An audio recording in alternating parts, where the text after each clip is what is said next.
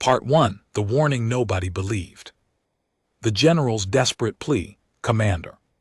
Zarava sat in the observation deck of the Imperial Command Station, watching the stars blur past as her consciousness replayed the events of the previous cycle. She had been a decorated officer of the Krillian Empire for 30 standard years, leading campaigns across 17 sectors, and not once had she felt genuine fear until 3 weeks ago when her patrol fleet encountered the humans.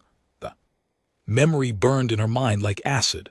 Her ships had entered the Sol System's edge, a routine survey mission to catalog the primitive species that had just achieved basic space flight. The protocols were simple: observe, assess technological level, and report back.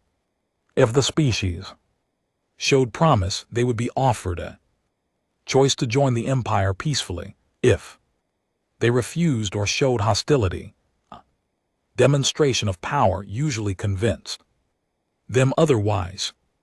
It had worked on 43 different species without significant resistance. But the humans were different. Zara's 6 eyes closed briefly as she remembered her science vessel had been monitoring Earth's communications, studying their languages and culture. When a small human patrol craft detected them, the craft was laughably primitive, using chemical propulsion and basic fusion reactors. It should have been no threat whatsoever. Yet when her ship failed to respond to their hailing frequencies, the humans had done something unexpected. They attacked. The human craft had fired a kinetic weapon, a simple metal slug, accelerated to high velocity. It should have bounced harmlessly off her ship's shields. Instead, the slug was coated in something that destabilized the energy matrix, causing a cascade failure. Before her crew could respond, the humans had fired 7 more rounds, each one targeting a different system on her ship with impossible precision. Her weapons array, her communications relay, her maneuvering thrusters, all disabled in under 30 seconds. Then the humans had simply left. No demands, no communication, just a demonstration that they could hurt her ship, and chose to let it survive. Zara had limped back to Imperial space with her tail between her legs, metaphorically speaking, since her species had no tails. Now she stood before the High Council, preparing to deliver a warning she knew they would not want to hear. The Council's blind confidence. The Council chamber of the Krillian Empire was a masterpiece of engineering. Constructed from crystallized dark matter, it floated in the void between dimensions, accessible only through quantum gates. The 12 High Council members sat in their designated positions, each representing one of the founding species of the Empire. At the center floated Chancellor Thyros, his gaseous form contained within a sphere of hardened light. Zara stood before them, her military uniform pressed and perfect, though her hands trembled slightly. She activated the holographic display and began her report. The images showed Earth, a blue and green world teeming with life, then zoomed to show human cities, their technology, their military capabilities. Esteemed Council members, I bring urgent news regarding the species known as humans in Sector 7749. Chancellor Thyros's voice echoed through the chamber like distant thunder. Commander Voss, your preliminary report suggested this species had barely achieved basic spaceflight capability. Why does this warrant an emergency council session? Zara took a deep breath, all 3 of her lungs filling with the chamber's atmosphere. Because, Chancellor, I believe this species represents a significant threat to the Empire if we attempt to incorporate them through standard procedures. A murmur of disbelief rippled through the council. Councillor Rex, a towering, insectoid being with 4 arms and compound eyes, clicked his mandibles in what Zara recognized as amusement. Commander, you are a respected officer, but surely you overestimate a species that cannot even travel faster than light. Our preliminary scans showed they use primitive chemical and nuclear weapons. What possible threat could they pose? Zara changed the holographic display to show footage from her encounter. They destroyed my science vessel's operational capabilities in 30 seconds using kinetic weapons we considered obsolete 10,000 years ago. But that is not what concerns me most. She pulled up data files she had recovered from Earth's communication networks. I spent 3 weeks studying everything we could intercept about human culture, history, and psychology. What I discovered terrifies me. The hologram shifted to show human historical battles, wars that had consumed their entire planet, images of ancient warriors fighting with primitive weapons, medieval armies clashing in massive formations, mechanized warfare from their industrial age, and finally, nuclear explosions that could vaporize cities. In the last 200 of their years, humans have fought in over 400 major conflicts. They have killed approximately 500 million of their own species in warfare. They have developed weapons capable of rendering their planet uninhabitable, built enough of them to destroy themselves multiple times over, and the only reason they have not used them is the certainty that their enemies would retaliate. Councillor Mira, whose crystalline form refracted light into rainbow patterns, spoke up. This only demonstrates they are violent and self-destructive. Many primitive species go through such phases before achieving maturity. You misunderstand, Councillor, Zara said firmly. They are not self-destructive. They are adaptable beyond any species we have encountered. In those same 200 years, they went from wooden sailing ships to faster than light experimentation, from basic arithmetic to artificial intelligence that rivals our own computational systems, from believing their world was flat to mapping their entire galaxy. She pulled up more data, her voice growing more urgent. But it is not their technology that frightens me. It is their psychology. Humans have a survival mechanism in their biology called the stress response.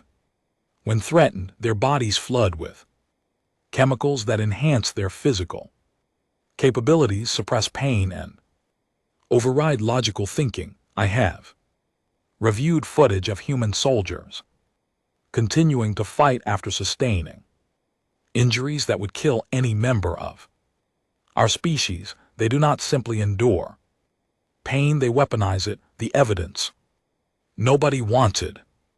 Zara showed the council footage she had recovered from Earth's entertainment networks, movies, television shows, books, all depicting humans in impossible situations, choosing to fight rather than surrender. This is their culture, their mythology, their aspirational stories. Every single one revolves around individuals or small groups defeating overwhelming odds through determination and sacrifice. She highlighted specific examples. They have a historical event they call Thermopylae, where 300 soldiers held a mountain pass against an army of hundreds of thousands. They all died, and they knew they would die, but they fought anyway because it would buy time for Others to prepare. This is not an anomaly in their history, it is celebrated, taught to their children, held up as an ideal. The hologram showed more human warfare focused on their most recent conflicts. In their last major planetary war, a single city was bombed continuously for over 800 days. The defenders never surrendered. When the war ended, there was not a single building standing intact, yet humans were still fighting in the rubble. They have a word for this: resilience. It means the capacity to recover from difficulties, but for humans it means something more. It means never accepting defeat no matter the cost. Counselor Thax, a reptilian being covered in thick scales, leaned forward with interest. Commander Voss, while fascinating, this is historical data, surely a species that has nearly destroyed itself in warfare would welcome the stability and peace the Empire offers. We have incorporated hundreds of warrior species. All eventually accepted that cooperation brings greater prosperity than conflict. Zara felt her frustration rising but kept her voice level, respectfully. Counselor, you are applying our logic to a species that does not think like us. I access their philosophical and political writings. They have a concept they call liberty, which they value more than survival itself. They have multiple sayings that express this: give me liberty or give me death. I would rather die on my feet than live on my knees. The tree of liberty must be refreshed with the blood of patriots. She paused, letting the translations sink in. These are not fringe beliefs. These are foundational principles of their major civilizations. They teach this to their children. They encode it in their laws. They build statues to people who died fighting for freedom rather than accepting subjugation. The hologram shifted again, showing human biological data. There is more. Humans are what we would classify as a death world species. Their planet has gravity 1.4 times standard. Their atmosphere has an oxygen content that would be toxic to most of us. Their world is geologically active with regular earthquakes, volcanic eruptions, and violent storms. It has extreme temperature variations that would kill most known species, and yet humans have spread across every environment on their planet, from frozen Arctic regions to burning deserts, from high mountains to deep oceans. Zara pulled up evolutionary data. They evolved not as apex predators, but as persistence hunters. They are not the strongest or fastest species on their world. Instead, they evolved to chase their prey for days until it collapsed from exhaustion. They evolved to never give up, because giving up meant starvation. This is coded into their very biology. The choice, Chancellor Thyros's voice cut through the chamber. Commander Voss, your research is thorough and your concerns are noted. However, the Empire cannot allow a single species to remain outside our jurisdiction simply because they are resilient warriors. Many species have resisted incorporation. Initially, all eventually joined the Empire. What makes you believe humans are different? Zara knew this was her last chance to make them understand. She pulled up the final piece of evidence she had saved, footage from the human patrol craft that had disabled her ship. The video showed the bridge of the human vessel, a cramped space with primitive controls and visible repair patches on the walls. The crew was young, barely into adulthood by human standards. This is the captain of the craft that Defeated my science vessel, Zara said. The hologram focused on a young human. Female with dark skin and bright eyes. Wearing a uniform that looked utilitarian rather than ceremonial. Her name is Lieutenant Maya Rodriguez. She is 23 standard years old. This was her first patrol mission beyond Earth's immediate orbit. The council members leaned forward watching the footage. The human officer was speaking to her crew. Her voice steady despite visible damage to her ship from Zara's initial defensive response.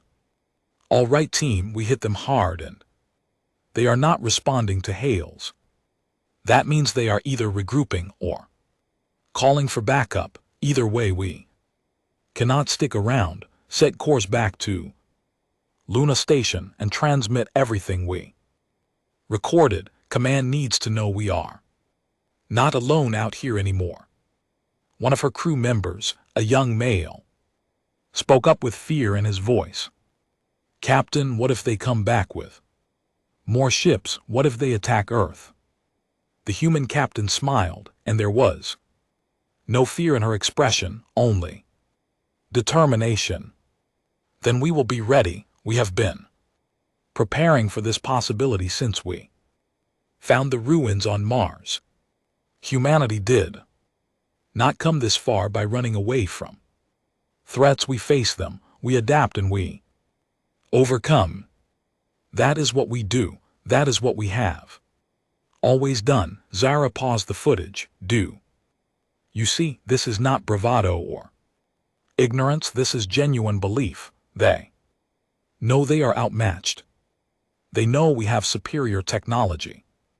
And they do not care. They will fight anyway because fighting is preferable to submission. She closed the holographic display and addressed the council directly. I recommend we designate the human system as a protected observation zone. We should monitor their development but not interfere. Give them time to mature, to join the galactic community on their own terms, because if we try to force them, if we send a fleet to demand their surrender, they will fight. And even if we win, the cost will be catastrophic. The council chamber fell silent for a long moment. Finally, Chancellor Thero spoke. Your recommendation is noted, Commander Voss. However, the council has already discussed this matter. We cannot show weakness by avoiding a single primitive species. Fleet Admiral Corrin has volunteered to lead an incorporation mission. He will take a standard diplomatic fleet of 300 vessels to Sol System. They will offer humanity a choice: join the Empire peacefully or face the consequences. Zara felt her heart sink, all three of them dropping in her chest. Chancellor, please reconsider.